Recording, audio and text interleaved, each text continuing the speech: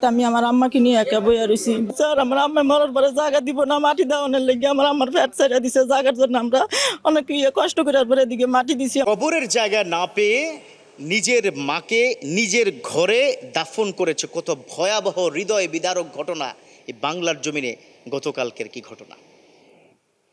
আজীব হয়ে যাবেন যে কবর খুঁড়েছে নিজের ঘরে। মা বলে গেছে আমাকে আমার ঘরেই দিস, কারণ আমার তো কোনো জায়গা নেই। এটা কেন বলেছে? যেই মা তার মেয়ে চোখের পানি ফেলে ফেলে কেঁদে কেঁদে বলেছে যে আমার বাবাকে এখন থেকে 7 বছর আগে পারিবারিক কবরস্থানে যখন দাফন করেছি, তখন আমার মা দেখেছে অন্যের আশেপাশের মানুষগুলো এই জমির জের ধরে আমার বাবার কবরের উপর ঝাড়ু পিটা দিয়েছে। পুরো নাউজুবিল্লাহ! কত ভয়াবহ বিষয়! এই বাংলার জমিন, এত বড় হৃদয় বিদারক ঘটনা। আহা, এই সামান্য 3.5 হাত একটি জায়গা, পাশে হয়তো 2 হাত জায়গা, এইটুকু জায়গা পেল না। কোথায় যাচ্ছি আমরা? কোথায় যাচ্ছে আমাদের ইসলাম? কোথায় যাচ্ছে ভালোবাসা, আবেগ, অন্যের প্রতি মহাব্বত? কোথায় যাচ্ছে ভ্রাতৃত্ববোধ, সম্পর্ক? খেয়াল করেছেন আজকে যারা এই কাজটি করেছে? ওই যে মহিলাকে ঘরে কবর দিয়েছে, ওই মহিলার স্বামী যখন কবরস্থানে তাকে দাফন করা হয়েছিল, তার কবরের উপর ঝাড়ু দিয়ে পিটিয়েছে, বলেছে এই জমি আমাদের। জমির ভাগাভাগির জের ধরে ঘটনা। ওই মহিলা তখন বলেছে, মাগো, আমি জানি আমার স্বামীকে তারা ঝাড়ু পিটা দিয়েছে, ওই কবরস্থানে আমাকে কবর দিও না, আমার ঘরে দাও।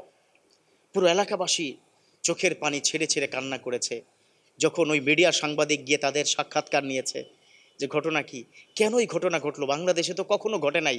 নিজের ঘরে, অর্থাৎ মহিলা যে রুমটার মধ্যে মহিলা ছিলেন, বৃদ্ধা মা ছিলেন, প্রায় 86 বছর 87 বছর বয়স, ওই মহিলার ওই খাটটা সরিয়ে ওখানেই তাকে কবর দেওয়া হয়েছে। তখন এলাকাবাসীকে প্রশ্ন করেছে ঘটনা কি, আপনাদের কি এলাকার মানুষ এতই পাষণ্ড? বলল না, এটার মৌলিক কারণ হচ্ছে তিনি ওসিয়ত করে গেছেন, তার ওসিয়তটা আমাদের রক্ষা করতে হবে। বললো ওসিয়ত কেন করেছেন? বললো তার স্বামীর ওই যে পারিবারিক কবরস্থানে যখন তাকে দাফন করা হয়েছে, ওই স্বামীর ওই জায়গাটুকু মূলত তাদের ছিল না। কবরের পাশে হয়তো একটু 2 হাত বা 1 হাত জায়গা পড়ে গেছে, ওই জায়গার জন্য পর্যন্ত ওই পাশের মানুষগুলো এসে ঝাড়ুপিটা করেছে। মহিলা বলল এটা চাই না, আমি যখন মরে যাব আমার কবর উপর ঝাড়ুপিটা করবে, এটা আমি সহ্য করতে পারবো না রে মা। মা, দয়া করে তুমি আমার ঘরে, আমি যেখানে ছিলাম এখানেই তুমি কবর দিয়ে দাও। পুরো এলাকার মানুষের চোখের পানি। এবং সাংবাদিক জিজ্ঞাসা করলো আপনারা চাইলেও তো সিদ্ধান্ত পরিবর্তন করতে পারতেন। বলল না, কিভাবে পরিবর্তন করি? তার কলিজা 7 বছর পর্যন্ত কলিজার ভিতরে দাউ দাউ করে আগুন জ্বলেছে, তার স্বামীকে ওই কবরের উপর ঝাড়ুপিটা দিয়েছে। এজন্য বাংলার মুসলমান আপনাদেরকে বলছি, কোথায় যাচ্ছে আমাদের চরিত্র? আল্লাহ ধরবে, আল্লাহ কাউকে ছাড় দিবে না কাল কিয়ামতের ময়দানে। যেদিন ইয়াউমা ইয়াফিরুল মারউ মিন আখি ওয়া উম্মিহি ওয়া আবি ওয়া সাহিবাতিহি ওয়া বানি লিকুল্লি ইমরিইম মিনহুম শাআনু ইউগনি। এই কোরআনের মধ্যে আল্লাহ নিজে বলেছেন, যেদিন ভাই তার ভাইকে চিনবে না, যেদিন সন্তান তার মাকে চিনবে না, মা বাবা তার সন্তানকে চিনবে না, সেদিন আল্লাহর কাঠ গড়ায় যারা ওই কবরে ঝাড়ুপিটা করেছে, এই জায়গা জমি নিয়ে যারা এরকম করছে, তাদেরকে আল্লাহর সামনে দাঁড়াতে হবে।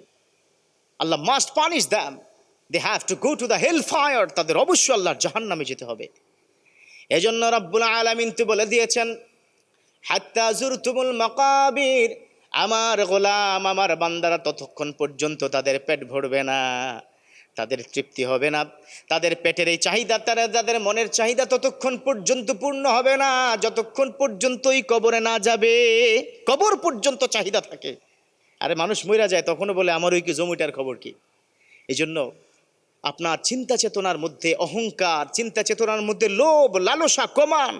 আজকে যেই ঘটনা এর সাথে ঘটেছে, যারা ওই কবরে ঝাড়ুপিটা দিয়েছেন তাদের সাথে তার চাইতে আরো নেক্কারজনক ঘটনা ঘটবে।